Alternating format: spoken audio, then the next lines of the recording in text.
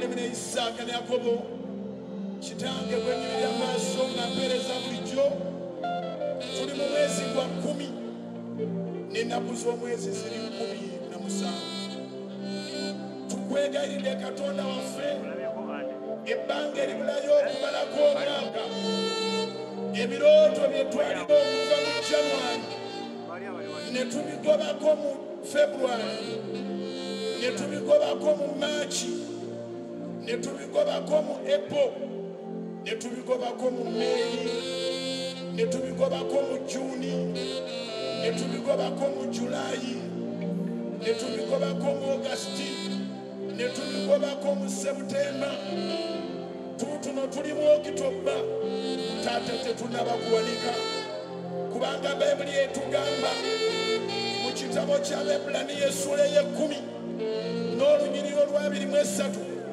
nti tunywezenga okwatula kwaffe tunywezenga essuubi lyaffe kubanga yasuubiza mwesiwa kwegalidde Mukama wange taata abantu abateekateeka okuva mu muzigo mu guno omwaka Desemba 31 obeere ng'obawadde amayumba kwegalidde Mukama wange taata abantu abateekateeka okukola bizinensi ezimalako omwaka kapito omubawe Mukama wange taata Okitoba agenda okugwako nga buli akawunti Mukama ogitaddeko obugagga bwo buli abadde alemedde mu kkubo ly'ebyamagero by'abantu bo taata muggyewo mu maanyi go watusuubiza nti olitukulembera n'otereeza ebifo ebitali bisende n'omenyamenya ebisibe by'ekikomo n'otemaatema ebisibe by'ekyuma otutuuse wali awali obugagga Setaani bw'abadde ataddeko enzikiza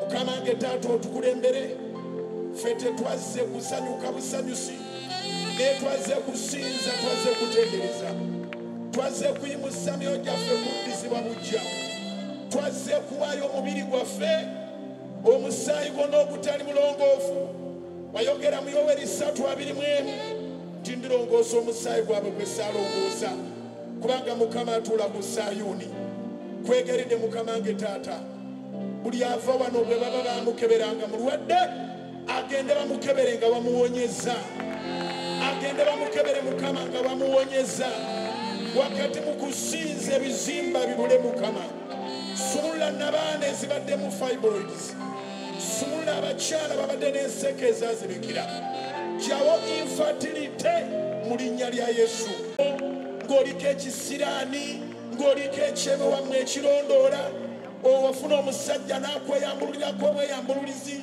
ozooka ombooza ebisiraani mbiragirako omuliro ebisiraani bye bakusindikira mbiragirako omuliro bye babuuka mu makubo mbirangirirako omuliro abakwebakako nga tonolokoko bangolokose byonna bye bakwambaza faya ebijjanga bikulondoola mu birooto bife Katonda akole enjawulo ku muwala ali wano mu bawala beewaabwe Katonda akole enjawulo ku mukyala ali wano mu bakyala abazaalibwa ewaabwe Katonda akole enjawulo ku bavubuka abali wano ku bavubuka beewaabwe Katonda akole enjawulo ku basajja abali wano ku basajja beewaabwe nangirya nti omwaka guno agenda okuggwako nga ne yali yagamba okuva mu bulokole agamba nkola ntya okulokoka nkola ntya okutwala Yesu wo kitange nyina essaala gye nsaba bulijjo mpeereddwa omukisa okugisabira ne wano walema okuba waddamu okubuuza nti Katonda waffe ali ludda wa walema okuddamu okubawo omuwala gwe babuuza nti Katonda wali ludda wa walema okuddamu okubawo omulenzi gwe babuuza oba omuvubuka Katonda wali ludda wa walema okuddamu okubawo omukyala gwe babuuza nti naye Katonda gw'osinza ali ludda wa walema okuddamu okubawo omusajja gwe babuuza Katonda gw'osinza ali ludda wa abaweereza abali mu kifo kino Katonda yanukula ekibuuzo ekyo kye bababuuza babuuze naye gwe gy'oweereza gwe lwaki tobeeranga baagundi meseji ejjenga nnungi bwebeera WhatsApp ejjenga nnungi bwebeera WhatsApp call naye ejjenga nnungi email zammwe zireete birungi Instagram zireete birungi Katonda akibakolere mu linnya erya Yesu buli ali wano yimusa emikono gyo waggulu amaaso go gatuluze kyali talina kimulema. Nsaba Katonda anyiigeko leero nga Bayibuli bwegamba mu Yobu essula 9:5 nti ajjula ensozi ne zitamanya bw'azivunisa obusungu bwe. Wazze wano abamu ng'ozze kwebuzaabuza wawulidde ng'emitwalo 2 si kinene nnyo n'ogamba kangende mmaliraawo obudde naye ebizibu olina bingi. Nangirya Katonda ow'obusungu avunika ensozi ezikuleetera ennaku nga nazo tezimanyiridde. Kikubeeko mu linnya erya Yesu kitwale. Kitange bw'aŋŋamba nti bugingo tolekangayo osaala nga tosabidde bantu favor. Kyenva mbasabira favor, extraordinary favor, the favor that attracts miracles like a magnet, irresistible favor, the favor that none of our enemies, none of our adversaries can be able to contradict or resist. In the mighty name of Jesus. Kikubeeko mu linnya erya Yesu kitwale. Mukama abawe omukisa. Katonda gwe lugero lwange, Katonda w'amaanyi gwe lugero lwange. Zijjukira ezikiza yakwata, obulamu ensi bwe yafunga bayo, obwavu nga Falaawo bw'atugoba. Katonda obutukwate okulya okunywa kuyiya, obwavu nga Falaawo wavaayo.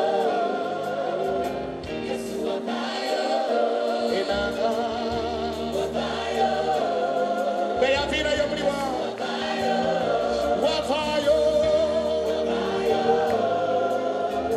Yesu wavaayo, wavaayo. Musumba baikoledori Yesu yavaayo. Musumba wangena mutebisi aliwasina mulaba yavaayo. Yesu yavaayo mama yavaayo. Pastor Solomon yavaayo.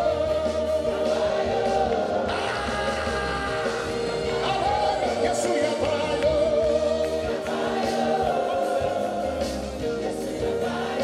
Rebangoba mu nyumba zaabwe, rebangoba mu nyumba, ebumusalo zandya teyandeka kuswala, omulimu lwe gwafa teyandeka kuswala.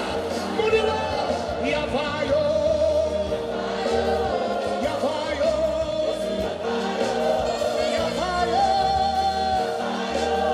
yavaayo. Yesu yavaayo, yavaayo, yavaayo.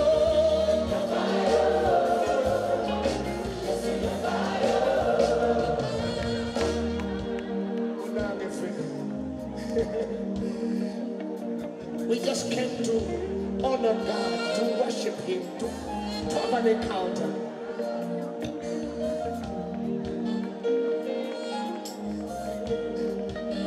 Soma Mukama konti.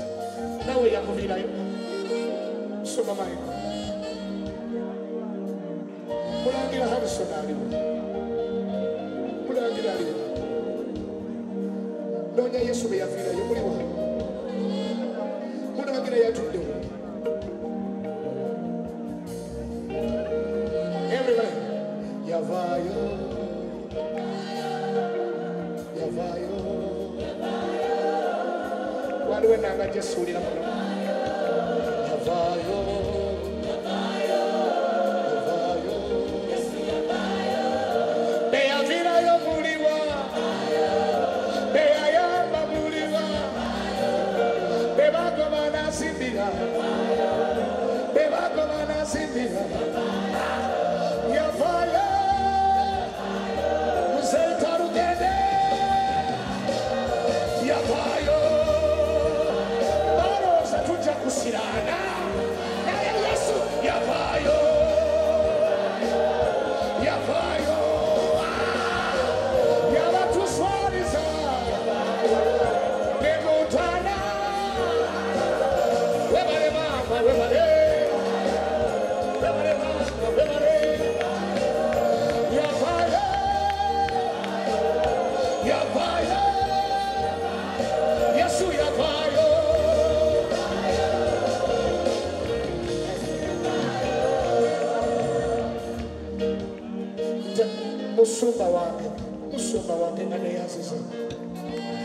Mulira.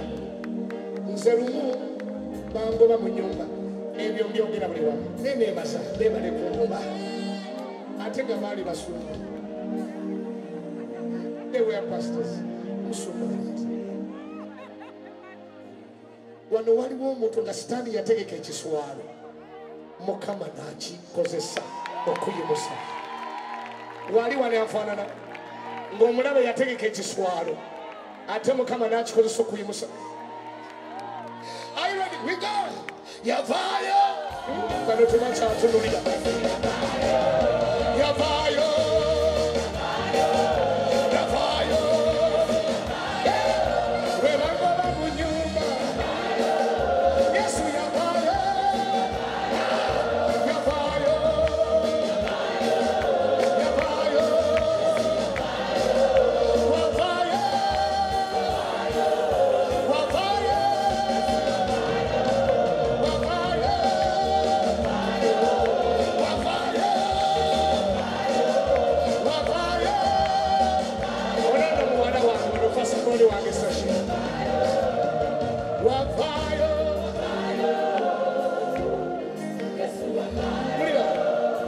Onosenga wange toliva ku mutima gwange, toliva ku lulimi lwange, toliva ku mutima gwange, Mukama toliva